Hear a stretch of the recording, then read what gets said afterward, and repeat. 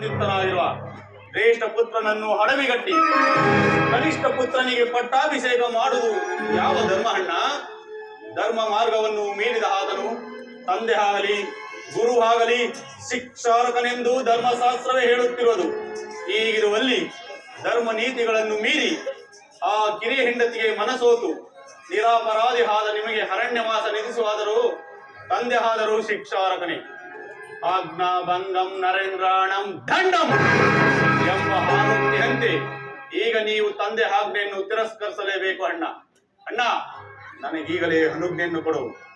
ಧರ್ಮಾತ್ಮನು ಕುಲದೇಶ ಆದ ನಿಮ್ಮಲ್ಲಿ ದೇಶ ಹಸಿವೆಯಿಂದಲೂ ತನ್ನ ಮಗನ ಮೇಲಿನ ಮೋಹದಿಂದಲೂ ರಾಜನೀತಿ ಧರ್ಮಗಳನ್ನು ಉಲ್ಲಂಘಿಸಿ ತನ್ನ ರಾಜ್ಯ ಪದವಿಗೂ ಕ್ಷತ್ರಿಯ ಕುಲಕ್ಕೂ ಆ ಕಳಂಕವನ್ನೇ ತಂದ ಆ ಕುಲದ್ರೋಹಿ ಕೈಕೆಯು ಅವರ ಮಾತನ್ನು ಅನುಮೋದಿಸಿ ಆ ಭರತನೇನಾದರೂ ಪ್ರತಿಭಟಿಸದೆ ಆದರೆ ಅವನಿಗೂ ತಕ್ಕ ಪ್ರತಿಕ್ರಿಯೆಯನ್ನು ಮಾಡುವೆನು. ಇದಕ್ಕೆ ಪ್ರತಿಯಾಗಿ ಹೇಳಲು ತಕ್ಕರು ಯಾರು ಇದ್ದರೆ ಬರವಿರಲು ಮುಂದೆ. ಲಕ್ಷ್ಮಣ, ಶಾಂತನ. ಜನನಿ ಜನಕರ ಸೇವೆ ಜಗದಾಂಬೆ ಸೇವೆ. ಜನನಿ ಜನಕರ ಚರಣ ಸೇವೆ ಗೈದವನೇ ಜಾಣ. ಸಹೋದರ, ಸುರದೇನು ಪೋಲ್ವ ಗೋವು ಮತ್ತೊಂದಿವದೆ, ಧರೆಯೊಳಗೆ ಗಂಗೆ ಅಂತ ನದಿಯು ಮತ್ತು ಬೇರೊಂದಿವದೆ, ಅರಿತವನಿಗೆ ತಾಯಿ ತಂದೆ ಸಮದೈವ ಎನ್ನುಂಟು. ಸಹೋದರ, ಆದ್ದರಿಂದ ವೃದ್ಧರಾದ ತಂದೆ ತಾಯಿಗಳ ವಿಚಾರದಲ್ಲಿ, ಭರತನ ರಾಜ್ಯಭಾರದ ವಿಚಾರದಲ್ಲಿ ಎಚ್ಚರದಿಂದ ನೋಡಿಕೊಳ್ಳುತ್ತಾ ಜಾಗೃತನ ನಾನು ಪಿತೃ ವಾಕ್ಯ ಪರಿಪಾಲನಾರ್ಥವಾಗಿ ವನವಾಸಕ್ಕೆ ತರಲಿದ್ದೆ. ಅಣ್ಣ, ಮಾತಾ ಪಿತೃಗಳ ಸೇವೆಗೆ ಆ ಭರತ ಶತ್ರುಘ್ನರು ಇಲ್ಲವೇ ಅಣ್ಣ? ಅಲ್ಲದೆ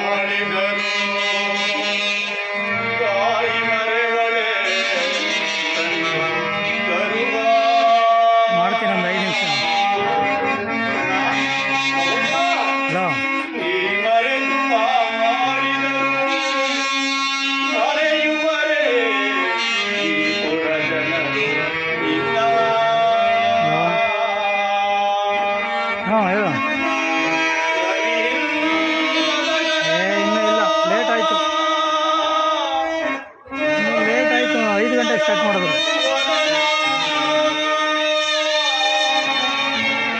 ಕುಮಾರಣ್ಣ ಆಡ್ತಾನೆ,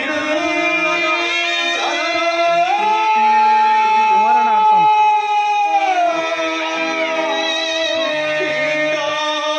2 ಗಂಟೆ ಆಗುತ್ತೆ, 2 ಗಂಟೆ ಕ್ಲೋಸು, 2 ಗಂಟೆಗೆ ಆಗುತ್ತೆ ಕ್ಲಾಸ್.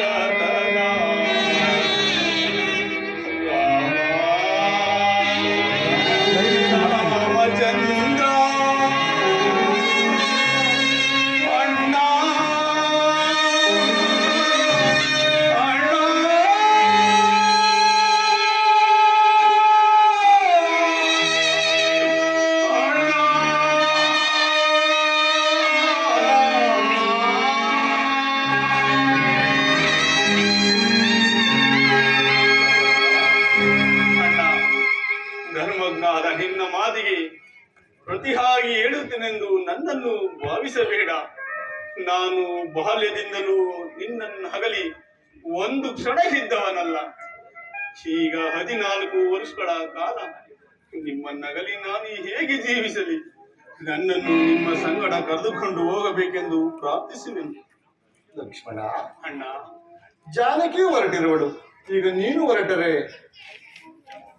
ಅಣ್ಣ, ನಾನು ಸಹ ನಿಮ್ಮೊಡನೆ ವನವಾಸದಲ್ಲಿ ಭಾಗಿಯಾಗಿ ನಿಮ್ಮ ಮತ್ತು ಮಾತೃ ಸ್ವರೂಪರಾದ ಹತ್ತಿಗೆ ಸೇವೆಯನ್ನು ಮಾಡಿಕೊಂಡಿರಲು ನನಗೂ ಅನುಜ್ಞೆ ಕೊಡಿ. ಸಹೋದರ, ಅಣ್ಣ, ನಿನ್ನ ಇಷ್ಟದಂತಾಗಿ ನಡಿ. ಮಾತಾ ಪಿತೃಗಳ ದರ್ಶನಾಶೀರ್ವಾದವು ಪಡೆದು ಮುಂದಿನ ಕಾರ್ಯವನ್ನು ಆಲೋಚಿಸು. ಆಗಲಿ ಅಣ್ಣ.